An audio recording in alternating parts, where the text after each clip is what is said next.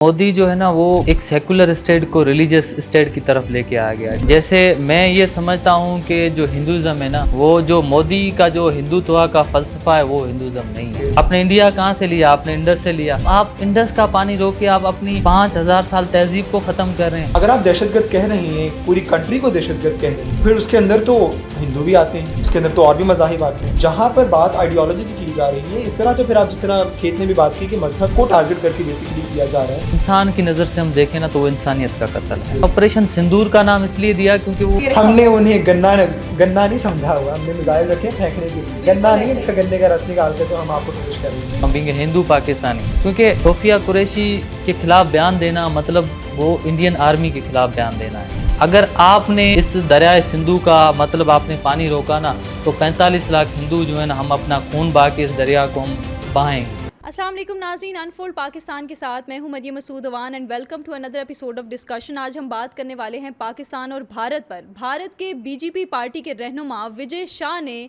ये बयान दिया है कि सोफिया कुरैशी दहशतगर्दों की बहन है। उन्होंने एक स्पीच में ये बात की है कि दहशतगर्दों ने जब हमारे लोगों को कत्ल किया तो उनसे बदला लेने के लिए हमने दहशतगर्दों की जो बहन है उन्हीं को वहाँ पर भेजा ताकि वो जो है हमारा बदला ले सकें। अब हमने ये देखा है कि शुरू दिन से लेके अब तक सोफिया कुरैशी ने इस सारे मसले को रिप्रेजेंट किया है। 6 मई और 7 मई की दरमियानी शब जब इंडिया की तरफ से सिंदूर ऑपरेशन किया गया था पाकिस्तान पर, तो उसको रिप्रेजेंट करने के लिए सोफिया कुरैशी आई थी। और सोफिया कुरैशी के आने के बाद बड़ा एक तहलका मचा कि सोफिया कुरैशी हैं कौन, और उन्होंने इस चीज़ को लीड किया। उसके बाद भारत के जो बीजेपी की पार्टी के रहनुमा हैं वो आते हैं और वो कहते हैं कि सोफिया कुरैशी जो है वो दहशतगर्दों की बहन है। तो आज हम इसी पे डिस्कशन करेंगे। मेरे साथ हसाम मौजूद हैं और खेत कुमार मौजूद हैं मेरे साथ। हसाम, क्या कहेंगे इस पे कि अब ये एक नई चीज़ भारत की तरफ से जो है वो शुरू कर दी गई है कि सोफिया कुरैशी को उन्होंने एक किस्म का दहशतगर्द कहा। दहशतगर्दों की बहन होने का मतलब है कि वो उन्होंने भी दहशतगर्द कह रहे हैं और पाकिस्तान में बसने वाले मुसलमानों को भी दहशतगर्द कह रहे हैं, क्योंकि हमला तो पाकिस्तान में बसने वाले मुसलमानों पर किया गया था। तो क्या इस पर क्या कहेंगे आप? सबसे पहले तो Maryam, thank you so much हमें इनवाइट करने के लिए इस शो में। दूसरा ये कि मैं basically as a media student, as a young media student, हम सब हैं, उसके नज़रिए से अगर हम बात करें, उसके नज़रिए से अगर हम देखें तो ये मीडिया का जो किरदार रहा है, अगर हम पहलगाम जो अटैक हुआ था उसके बाद से भी अगर बात करें तो मीडिया का किरदार बहुत अहम रहा है। जंग को प्रोवोक करने में, जंग करवाने में, जंग के दिनों में भी जब डिस्कस किया जाता था मीडिया के ऊपर, तो मीडिया किस तरीके से बढ़ चढ़ कर बात करता था, हर चीज़ बताता था। लेकिन दूसरा पहलू मीडिया का ये है कि मीडिया के ऊपर फिर जो चीज़ आती है उसको मिटाना भी बहुत, उसको चेंज करना, बेसिकली उसके एंगल चेंज कर देना भी बहुत आसान है आजकल मीडिया के तौर पर। तो अब हो क्या रहा है, बेसिकली मैं ये समझता हूँ कि चूँकि इस जंग के अंदर शदीद नाकामी का सामना करना पड़ा है भारत को, तैयारे भी गिरे हैं, हमले भी हुए हैं और बातचीत भी हुई है, हर तरफ से बहुत बुरी किस्म की, शदीद किस्म की नाकामी का सामना करना पड़ा। उस नाकामी को छुपाने के लिए मुझे ऐसा लगता है, मैं जो चीज़ देखता हूँ, आज ऑब्ज़र्व करता हूँ, उस नाकामी को आलमी सतह पर छुपाने के लिए नैरेटिव को चेंज किया जा रहा है, बात को बदला जा रहा है। बात अब, पहले जब आपने देखा कि पहलगाम का वाक़या हुआ था तो किस तरीके से पूरा का पूरा मीडिया जो था वो पाकिस्तान के ऊपर हमला करने पर तैयार था, पाकिस्तान पर इल्ज़ाम लगाने को तैयार था, हर तरफ से पाकिस्तान के ऊपर चढ़ाई करने पर इंडियन मीडिया तैयार था। जब से पहलगाम का मसला हल हुआ, जब से जंगबंदी का ऐलान किया गया डोनाल्ड ट्रंप की तरफ से, उसके बाद आप क्या देख रहे हैं, इंडियन मीडिया के ऊपर जंग के हवाले से कोई डिस्कशन नहीं हो रही। किस कदर हार का सामना करना पड़ा, जो कुछ तबाह हुआ, कुछ भी हुआ, कोई डिस्कशन नहीं हो रही इंडियन मीडिया के चैनल के ऊपर। डिस्कशन शुरू क्या हो गई, डिस्कशन बिल्कुल उल्टी चली गई। जिसने रिप्रेजेंट किया वहाँ पर, जिसको आपने रिप्रेजेंट करने के लिए बिठाया, आपकी फ़ौज ने जिसको रिप्रेजेंट करने के लिए ऑपरेशन को बिठाया, सिंदूर को रिप्रेजेंट करने के लिए बिठाया, आपने उसके खिलाफ बात ही बदल दी। आपने अपना छुपाने के लिए, अपने कारनामे छुपाने के लिए, अपनी हार को छुपाने के लिए एंगल को बदल दिया और अब सोफिया को आपने दहशतगर्द की बहन भी करार दे दिया और एक मुल्क को भी दहशतगर्द की बहन करार दे दिया। क्योंकि मैं भी यही कहना चाह रही थी हसाम के, हमने ये देखा है कि पहले एक खातून को लाया गया और उनको बिठाया गया कि वो रिप्रेजेंट करें सिंदूर ऑपरेशन के लिए। उनको रिप्रेजेंटेशन के लिए भी इसीलिए बिठाया गया क्योंकि सिंदूर खवातीन को रिप्रेजेंट कर रहा है और उस खातून को वहाँ ला के उस ऑपरेशन को रिप्रेजेंट करने के लिए बिठाया गया। फिर आप एक खातून को लेकर आते हो, उसको वहाँ बिठाते हो रिप्रेजेंटेशन के लिए, वो आपकी ऑपरेशन को रिप्रेजेंट करती है, उसके बाद आप आते हो और आप उसको दहशतगर्दों की बहन करार दे देते हो। इस तरह से तो आप अपनी ही क्रेडिबिलिटी को लूज कर रहे हो, क्योंकि आपने पहले एक औरत को ला के बिठाया है वहाँ पर, अच्छी खासा उनका एक ओहदा है आर्मी में, और फिर आप उसी को दहशतगर्द करार दे देते हो। तो अगर पाकिस्तानी आर्मी की मैं बात करूँ तो वो अपने तो लोगों को ऑन करते ही हैं, अपने आर्मी वालों की तो कदर करते ही हैं, हम तो अपने दुश्मन की जो आर्मी के लोग होते हैं उनकी भी कदर करते हैं। तो आई थिंक कि ये एक अच्छी चीज़ नहीं है कि आप पहले उनको ला के बिठाओ और फिर क्योंकि वो हैं भी मुसलमान, इस वजह से भी कुछ उन पे तनकीद का, उनको जो है हेट स्पीच का निशाना बनाया गया है। और दूसरी चीज़ जो मैंने नोटिस की वो ये थी कि इंडियन आर्मी की तरफ से इस हवाले से कोई बयान जारी नहीं हुआ। हमने ये तो देखा है कि कांग्रेस की तरफ से तो काफ़ी जो है वो तनकीद का निशाना बनाया गया है विजय शाह को, लेकिन आर्मी की तरफ से कोई बयान सामने नहीं आया, हालांकि आर्मी की तरफ से बयान सामने आना चाहिए था। अच्छा, अभी मैंने रिसेंटली जो नई अपडेट आई है इस चीज़ के ऊपर वो ये आई है कि उधम प्रदेश का जो हाई कोर्ट है उन्होंने ये चीज़ FIR जारी करने का कहा है उनके खिलाफ। जो MP हैं, जो मिनिस्टर हैं वहाँ पे, जिन्होंने ये बात कही थी, जिन्होंने उनको दहशतगर्दों की बहन करार दिया था, उनके खिलाफ FIR जारी करने का तो कह दिया गया है। लेकिन still the question lies here कि उस तरीके से रिस्पांस नहीं आया आर्मी की तरफ से। कर्नल का ओहदा जो है वो बहुत बड़ा ओहदा है, कर्नल सोफिया कुरैशी। आपके कर्नल को किसी ने दहशतगर्द की बहन करार दे दिया और उस तरीके से मुझे लगता है कि उस लेवल का रिस्पांस नहीं दिया गया। बिल्कुल ऐसे है। खेत, आप क्या कहेंगे इस पे कि उनको जब लाकर बिठाया गया और फिर उनको दहशतगर्द की बहन, व्हाट इज़ योर स्टांस? देखें, बाय रिलीजन अगर हम बात करें, ऑपरेशन सिंदूर की जैसे बात की है, ठीक है, जो पहलगाम का वाक़या हुआ जिसमें 26 जाने इंडियंस ने गंवाई, उस पे पाकिस्तान ने भी शदीद मज़म्मत की है कि भाई हम मज़म्मत करते हैं। किसी भी आप देखें जो पाकिस्तान के आप सोशल मीडिया में आप देखें, किसी ने भी एक फ़नी इमोजी भी नहीं लगाई कि पहलगाम के वाक़े पर अगर हम हंसे हों। हमने कहा वो भी कीमती जाने, बीइंग अ ह्यूमन, हमने सोचा कि जो है हम मतलब ये समझते हैं कि अगर देखें इंसान की नज़र से हम देखें ना तो वो इंसानियत का कत्ल है, ठीक है, हमने उसकी मज़म्मत की। मगर उन्होंने बाद में ऑपरेशन सिंदूर का नाम इसलिए दिया क्योंकि वो 26 उसमें जो है मेल को कत्ल किया गया था, ठीक है। तो उन्होंने बाद में जो है एक मतलब जो हमारे हिंदुज़म में एक कॉन्सेप्ट है कि सिंदूर है जो शादीशुदा औरत है वो सिंदूर लगाती है, ठीक है। तो उन्होंने इसलिए दिया कि उनका जो है वो हस्बैंड को कत्ल करके उसका घर उजाड़ दिया गया, ठीक है, मतलब उसका सिंदूर उनसे छीना गया, मतलब हम इससे यही समझते हैं। तो उन्होंने बाद में जो ये ऑपरेशन सिंदूर को जो मतलब उन्होंने सारा ही उसको ख़वातीन मतलब उसमें, क्योंकि सारे उनके मेल ही कत्ल हुए थे, तो उन्होंने ऑपरेशन सिंदूर का नाम दिया। बाद में जो है सोफिया कुरैशी की जब बात आती है, देखिए ये जो जंग है ना, ये जो नरेंद्र मोदी है ना, ये मेरे ख्याल से एक मज़हबी मतलब जंग को एक मज़हब की तरफ लेके जा रहा है मेरे नज़र में। देखें, अगर सोफिया कुरैशी एज ए मुसलमान हैं, ठीक है, पाकिस्तान में भी मुसलमान हैं, हम सोल्जर्स की या जो हमारे हैं उनकी हम इज़्ज़त करते हैं, ठीक है, वो भी हमारी बहन है, मैं समझता हूँ बीइंग हिंदू पाकिस्तानी। क्योंकि सोफिया कुरैशी के ख़िलाफ़ बयान देना मतलब वो इंडियन आर्मी के ख़िलाफ़ बयान देना है, ठीक है। तो उन्होंने जो विजय शाह है, उन्होंने ये जो बयान दिया है सोफिया कुरैशी के ख़िलाफ़, मैं समझता हूँ कि इंडियन आर्मी के ख़िलाफ़ है। ये उनके मतलब आप सुबह उठ के कहेंगे, मतलब अब्दुल कलाम आज़ाद, जिसने मतलब इंडियन नेशनल कांग्रेस का वो कहते हैं कि मतलब वो सदर भी रह चुके हैं। इंडिया की मतलब इंडिया की आज़ादी की मूवमेंट में उनका एक बड़ा किरदार रहा है। उन्होंने बुक में भी लिखा है कि जो है उसने सीधा स्टैंड दिया कि मैं भाई बीइंग मुसलमान में इंडिया के साथ हूँ। तो आप सुबह उसको भी गद्दार कहेंगे जिसने इस मुल्क के लिए बड़ी स्ट्रगल की। मतलब आप मज़हब के बुनियाद पे सिर्फ आप सोफिया कुरैशी के ख़िलाफ़ हैं, सुबह आप अब्दुल कलाम आज़ाद के ख़िलाफ़ हैं, आपको एटॉमिक पावर में भी जो है मुसलमानों ने किरदार अदा किया है। तो मतलब आप पाकिस्तान के खिलाफ टारगेट नहीं करें, आप स्पेसिफिक मज़हब के खिलाफ हैं। बिल्कुल मैं ये समझता हूँ, मैंने बीइंग ए हिंदू में ये समझता हूँ कि मतलब आप मज़हब के ऊपर मतलब सॉरी आपकी बात काट रहा हूँ मैं। दूसरा ये कि अगर देखा जाए जिस तरीके से वहाँ के मिनिस्टर ने ये बात की, विजय शाह ने ये बात की, वहाँ के जो मिनिस्टर थे कि दहशतगर्द की बहन है। अगर आप दहशतगर्द कह रही हैं, पूरी कंट्री को दहशतगर्द कह रही हैं, तो फिर उसके अंदर तो हिंदू भी आते हैं, उसके अंदर तो और भी मज़ाहिब आते हैं। जहाँ पर बात आइडियोलॉजी की जा रही है, इस तरह तो फिर आप जिस तरह खेत ने भी बात की कि मज़हब को टारगेट करके बेसिकली किया जा रहा है, तो जिस मज़हब की बुनियाद के ऊपर वो सियासत में आए हैं, जिस मज़हब की बुनियाद के ऊपर वो वोट ले रही हैं, जिस मज़हब की बुनियाद पर वो सियासत को चमका रहे हैं, फिर तो उसको भी वो क्या उसे कहूँगा मैं कि शायद वो नीचा दिखाने की कोशिश कर रहे हैं। और अब मुझे लगता है कि बहुत हड़बड़ाहट और बौखलाहट का शिकार है मोदी। समझ नहीं आ रही उसको करना क्या है। फ्रस्ट्रेशन में कोई भी उठता है। अभी इन्होंने एक नया ड्रामा शुरू कर दिया जी कि वो दहशतगर्द की बहन है। फिर वही मोदी हैं जो फिर जाते हैं बेसिस पे और फिर अपने तैयारे दिखाना शुरू कर देते हैं। वो तैयारे आपने नहीं दिखाए हैं जिनका मलबा आप लोगों ने समेट दिया है। और फिर आप कहते हैं कि पाकिस्तान ने इंडिया पर ही हमला कर दिया। फिर आपके ऐसे बयानात सामने आते हैं हमारे। तो इस तरह की हरकत भी जो है ना वो हमें देखने को मिली हैं। और फ्रांस की आप पहले भी बात कर रहे थे जैसे, उसके हवाले से बताइएगा कि किस तरह से जो फ्रांस का रहा है कि उसको लेट डाउन कर दिया एक किस्म मैं का इंडिया ने। समझता हूँ कि भारत ने इस नाकामी के बाद पहले तो ना सिर्फ फ्रांस को नीचा दिखाया है, बल्कि फ्रांस बेचारा तो रहा है किसी खाते में नहीं है ना अब। फ्रांस बेचारे के तो शेयर्स आपने ऐसे गिराए हैं राफेल के गिरने की वजह से। मुझे लगता है कि वो राफेल नहीं था, वो रॉ फेल था जो कि आपके साथ मसला हुआ। आपने पहले शेयर्स गिराए, ऑलमोस्ट 3.84% जो थे वो फ्रेंच जो कंपनी है जो तैयारे बनाती है उसके शेयर्स गिरे, तो आपने तो उसको भी बेड़ा गर्क किया, फ्रांस की कंपनी का भी बेड़ा गर्क किया। उसके साथ साथ चाइना के शेयर्स 11.84 बढ़ गए। खैर उसका क्रेडिट मैं इंडिया को नहीं देना चाहूँगा, उसका क्रेडिट मैं बिल्कुल पाकिस्तान एयरफोर्स को देना चाहूँगा।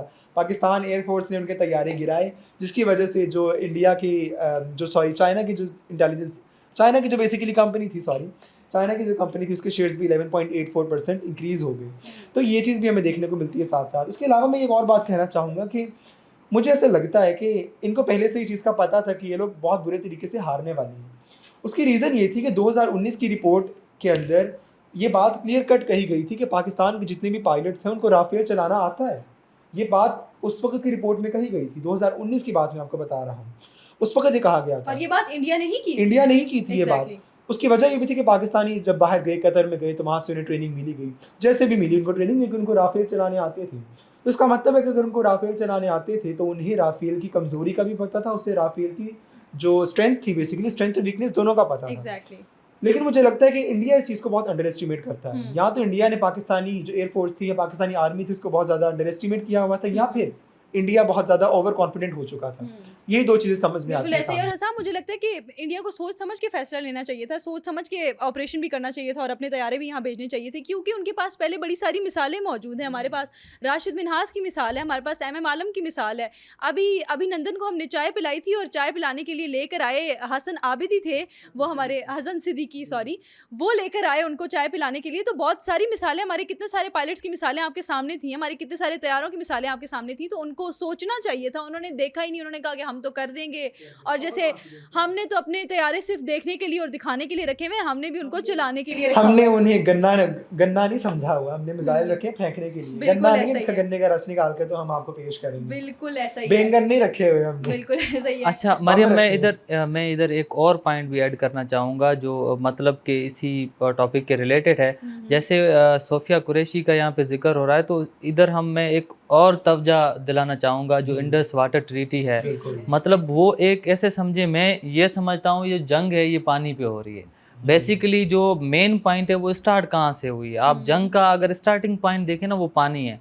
कल मोदी का एक बयान आया है कि यहाँ पानी बहेगा या खून बहेगा। मतलब उसका एक प्राइम मिनिस्टर उठ के ये बयान दे रहा है कि मतलब कि हम पाकिस्तान का मतलब इंडस वाटर और ट्रीटी हद है, ये मतलब है कि मोदी अभी तक बाज नहीं आ रहा ना, रोज एक नया बयान, सबक हासिल इतनी करने की तरफ जलालत नहीं के है। बाद भी, आलमी सतह पर इतनी जलालत के बाद बिल्कुल भी वो ऐसे ही। बाज नहीं आ रही। बिल्कुल अच्छा ऐसे एक और चीज़, सॉरी मैं आपकी बात काट लूँगी, उसके अलावा मैं चीज़ एक और डिस्कस करना चाह रहा था, मुझे अचानक से वो चीज़ याद आई है कि ऑब्वियसली अमेरिका ने जब भारत से कोई चीज़ लेनी थी या भारत के साथ कुछ भी करना था तो भारत को उसने इस्तेमाल किया, जिसकी वजह से भारत समझना शुरू हो गया कि शायद वो यहाँ पे पहुँच चुका है। दोस्त हैं। लेकिन उसके उस कॉन्फिडेंस को, उसके उस ओवर कॉन्फिडेंस को मुझे लगता है कि इस बार हमें शायद ट्रंप को भी थोड़ा सा क्रेडिट देना चाहिए, उसकी लीडरशिप को भी थोड़ा सा क्रेडिट देना चाहिए कि किस तरीके से उसने पाकिस्तान और भारत का मसले को हल करवाने की कोशिश की और किस तरीके से बराबरी पे रखा, वाली चीज है किस तरीके से बराबरी पे रखा। उस बराबरी ने बेसिकली मोदी का जो गुरूर था उसको खात्मा मिला दिया। मोदी से वो चीज़ बर्दाश्त ही नहीं हो रही कि हम हमेशा से यहाँ पर रहें, तो ऐसे उन्होंने साथ पे मिला दिया। देखें मोदी जो है ना वो एक सेकुलर स्टेट को रिलीजियस स्टेट की तरफ लेके आ गया, ठीक है। जैसे मैं ये समझता हूँ कि जो हिंदुज़म है ना, वो जो मोदी का जो हिंदुत्व का फ़लसफ़ा है वो हिंदुज़म नहीं है। आप जिस तरह मतलब इतना एक्सट्रीम लेवल पे लेके आए, मतलब मैं ये पहले समझता था कि पाकिस्तान के अंदर एक्सट्रीमिज़म ज़्यादा है। मतलब मैं बीइंग हिंदू मतलब समझता था कि यार पाकिस्तान में एक्सट्रीमिज़म ये मतलब जो चल रहा है, काफ़ी हमने वाक़यात देखे।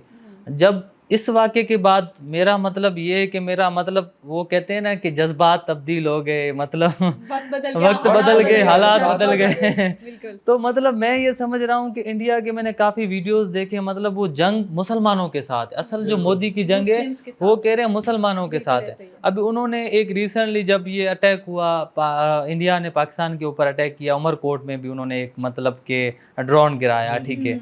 उमरकोट में 80% हिंदू पॉपुलेशन है। तो मतलब अगर मतलब मोदी के नज़रिया वो ना अपने नज़रिए के बुनियाद पे अगर वो कहता है ना कि अगर मैं सिर्फ हिंदुत्व के नज़रिए के ऊपर हूँ, तो मुझे ये बताएं कि सिर्फ पाकिस्तान में मुसलमान रहते हैं, पाकिस्तान में हिंदू भी रहते हैं, ठीक है।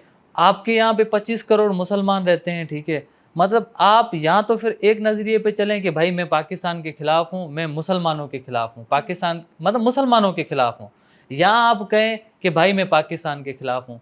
अगर पाकिस्तान के खिलाफ हैं तो वहाँ के हिंदू भी हैं। अगर हिंदुओं पाकिस्तान के अगर आप खिलाफ अटैक करते हैं तो उधर हिंदू भी रहते हैं। अगर हिंदू मरा तो फिर आपकी वो फलसफा किधर गया हिंदुइज्म वाला। अगर दहशतगर्द कह रही हैं तो इसका मतलब मतलब है कि आप फिर पाकिस्तानी हिंदुओं को भी दहशतगर्द कह दहशतगर्द रही हैं। मेरे कहने का मकसद ये है कि फिर आपका वो नजरिया ही खत्म हो गया हिंदुत्व वाला, आप अखंड भारत की बात करते हैं। बिल्कुल। मतलब मैं ये समझता हूँ कि जो मोदी है बेसिकली मैं उसको ये मतलब मेरा एक बिंग हिंदू में उसको कहना चाहूँगा कि जो आप पानी का मसला करके बैठे हैं, आपको नहीं पता कि उससे कितनी मतलब के कॉन्सिक्वेंस के कितने चले आएंगे। आप पाकिस्तानी और मुस्लिम्स को तो पानी बंद कर दोगे, वो पानी जो हिंदुओं को आता है पाकिस्तान में बसने वालों का, उनका क्या कसूर है? चले आपने हमारे साथ तो दुश्मनी करनी है। देखें इंडिया के सिलेबस में उनको शायद ये पढ़ाया नहीं जाता कि इंडस वर्ड जो इंडस है, आज का जो इंडिया है, जो वो इंडिया का वर्ड है वो इंडस से निकला हुआ है। मतलब आप अपनी तहजीब को ख़त्म कर रहे हैं। पानी रोकने का मकसद ये है कि मतलब आप अपनी तहजीब को ख़त्म कर रहे हैं,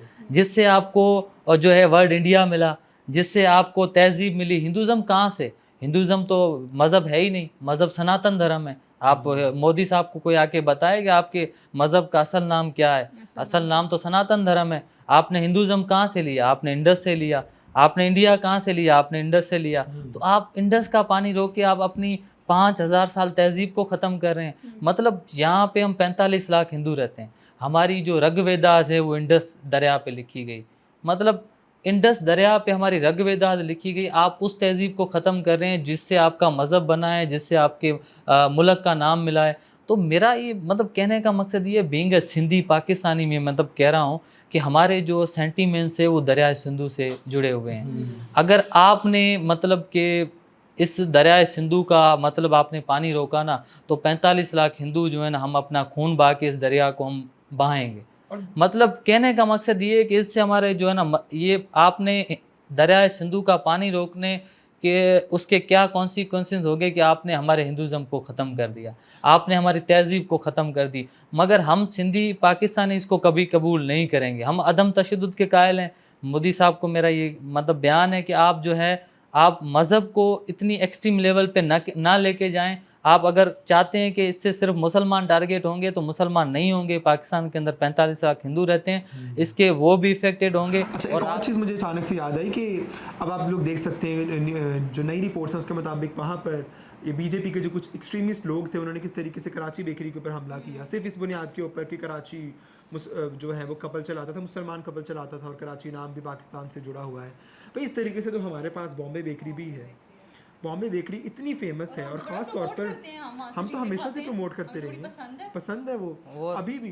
बम्बई बेकरी और कराची बेकरी ये किसके हैं? मुसलमानों के थोड़ी है। वहाँ पे वो भी सिंधी की है, हिंदू सिंधी की है, ये भी हिंदी सिंधु जो सिंधी कम्युनिटी के जो हिंदू हैं उनकी है।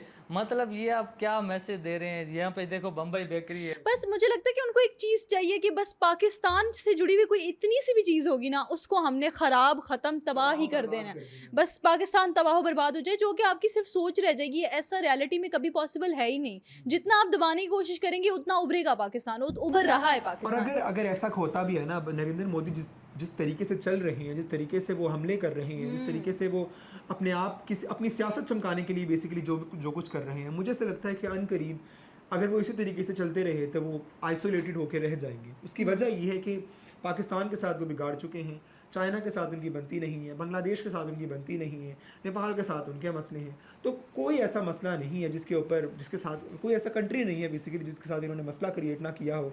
तो अनकरीब अगर ये चलता रहा तो आइसोलेट होकर वो रह जाएंगे, बिल्कुल अकेले होकर रह जाएंगे। बिल्कुल ऐसा ही है और मुझे लगता है the problem is still there. मसला कभी भी हल नहीं हो सकता है। आपका तरीका बहुत ज़्यादा गलत है। मोदी सरकार अब फ्रस्ट्रेशन के साथ जो मुंह में आता है, जो दिल में आता है, करना शुरू हो जाते हैं। पहले उनका एक गोदी मीडिया था जिसको हम क्रिटिसाइज़ कर करके भी थक गए हैं।